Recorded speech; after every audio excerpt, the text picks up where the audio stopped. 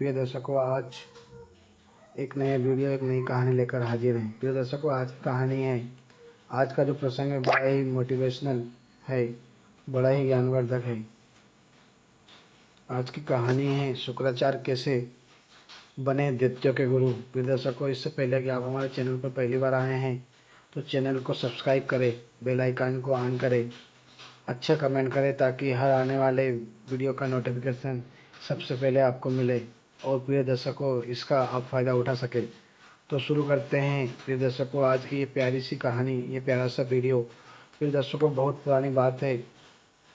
वह युग जब ना स्वर्ण सिंहासन थे और न ही रथों की चकाचौंध थी, केवल तप तपस्या और तत्व ज्ञान ही जीवन का सार था। उसी काल में जन्मे एक बालक ने अपनी विद्वता, तप और इच्छा शक्ति से देवताओं को भी चुनौती दे दी। वहीं बालक आगे चलकर बना दैत्यों का महान गुरु शुक्राचार्य। ये कथा शुरू होती है ब्रह्म ऋषि भृगु से। वही भृगु जिसे नाम से भृगु वंश प्रसिद्ध हुआ। तीन लोक में सबसे ज्ञानी और तपस्वी ऋषियों में उनका नाम लिया जाता है। भृगु की दो पत्नियां थी, पहली दक्ष प्रजापति की कन्या और दूसरी ख्याति। ख्याति के गर्भ से जन्मा एक तेजस्वी बालक, जिसके जन्म का दिन शुक्रवार था, इसलिए उसका नाम रखा गया शुक्र। यह केवल एक संयोग नहीं था, यह एक प्रकृति की योजना थी कि वह बालक भविष्य में न केवल नवलोक में स्थान पाएगा, बल्कि संजीवनी विद्या का दाता बनकर मृत्यु को भी मात देगा। जब शुक्र बाल्यावस्था में पहुँचे तब उनके पिता ने उन्हें शिक्षा हेतु ब्रह्मऋषि अंगिरा के आश्रम भेजा। अंगिरा ब्रह्मा के मानस पुत्रों में से एक थे और उनके आश्रम में कई ऋषि पुत्र शिक्षा ग्रहण कर रहे थे। इन्हीं में एक और बालक था, बृहस्पति। अंगिरा का पुत्र दोनों एक कक्षा में पढ़ते थे, लेकिन दोनों की प्रवृत्ति अलग अलग थी। शुक्र था गंभीर, विवेकी और ज्ञान में लिप्त थे, जबकि बृहस्पति में अभिमान और अहंकार अधिक था। शायद इसलिए क्योंकि वह अंगिरा का पुत्र था, उसे विशेष अधिकार भी मिलता था।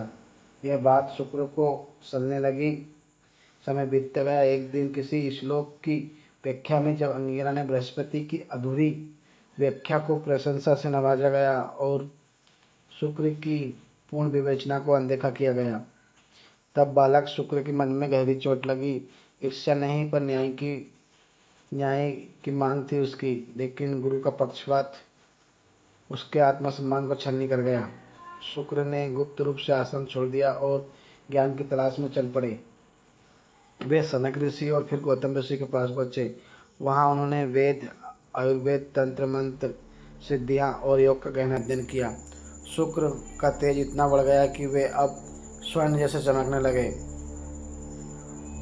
उन्हीं दिनों देवताओं ने बृहस्पति को अपना गुरु नियुक्त किया। इस बात शुक्र को चुभी, परंतु उसने कोई प्रतिकार नहीं किया। दैत्य गण, जो असुरों की एक विशिष्ट शाखा थे, देवताओं से बार बार पराजित हो रहे थे। उनके पास कोई ऐसा गुरु नहीं था जो उनके मंत्र बल, अस्त्र और नीति की शिक्षा दे सके। तभी वे शुक्राचार्य के पास पहुंचे, उनसे विनती की, है महामुनि, आप हमारे मार्गदर्शक बन जाइए, हमें धर्म, नीति और रक्षा की राह दिखाइए। शुक्राचार्य ने गहन अध्ययन किया और पाया कि देवता अपने बल और अहंकार में दैत्यों का संहार कर रहे हैं, जबकि दैत्य भी ब्रह्मा की संतान है। यह विषमता न्याय के विरुद्ध थी। उन्होंने निश्चय किया कि मैं दैत्यों का गुरु बनूंगा ताकि सृष्टि में संतुलन बना रहे। दैत्य के बनने के बाद शुक्राचार्य को यह महसूस हुआ कि यदि दैत्यों को अमृतत्व की दिशा में कोई विद्या प्राप्त हो जाए तो वे देवताओं से लड़ने और बन सकेंगे। उन्होंने संकल्प लिया संजीवनी मंत्र प्राप्त करने का। यह मंत्र मृत व्यक्ति को जीवित करने की क्षमता रखता था। शुक्राचार्य एकांत में हिमालय की कंदराओं में जाकर कठोर तपस्या में लीन हो गए। दिन, सप्ताह, माह, वर्ष यूं बीतता गया। वह समाधि में चले गए। उस दौरान देवताओं ने इस अवसर को उचित समझा और दैत्यों पर आक्रमण कर दिया। दैत्य भागकर शुक्राचार्य की माता ख्याति की शरण में पहुंचे। ख्याति स्वयं एक तपस्विनी थी। उन्होंने शक्ति से देवताओं की रक्षा शुरू की।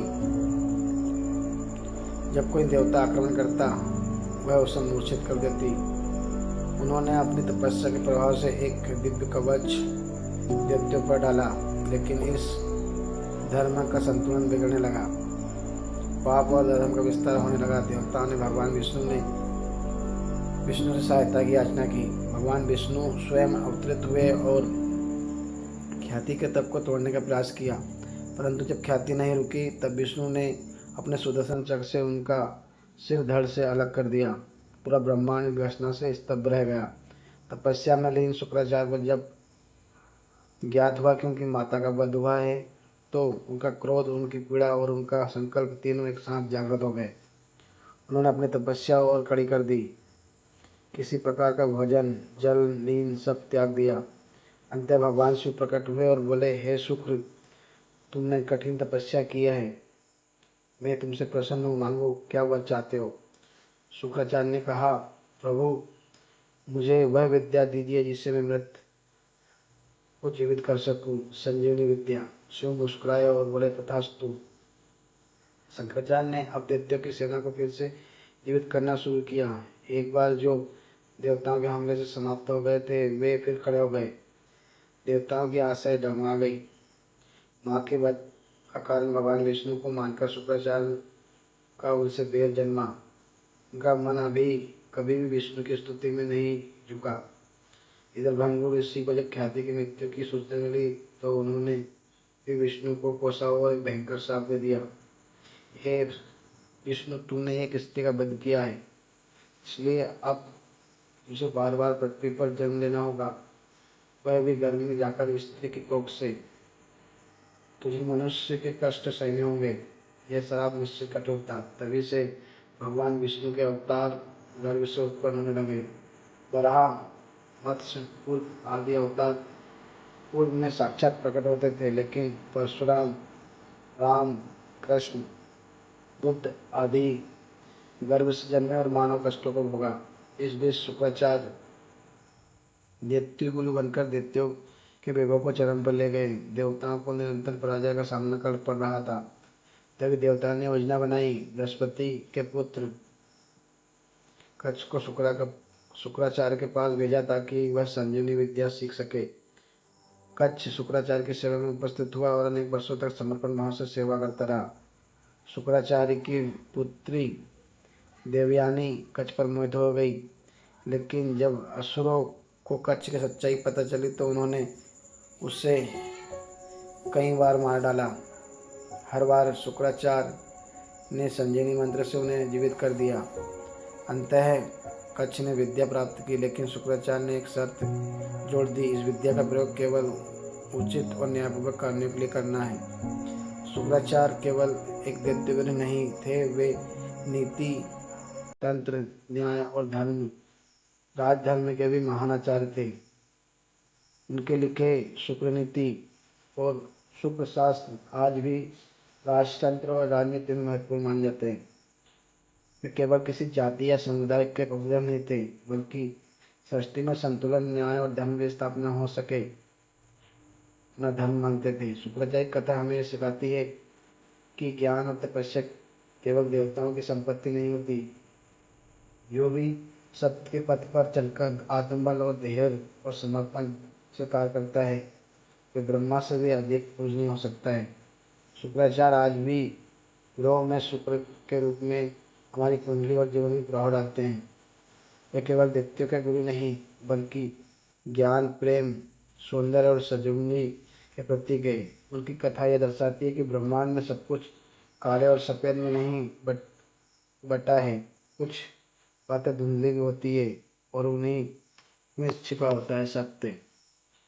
ये कहानी आपको अच्छी लगी तो एक तरह से लाइक करें, कमेंट करें हमारे, और अभी तक हमारे चैनल को सब्सक्राइब नहीं किया है तो चैनल को सब्सक्राइब करें।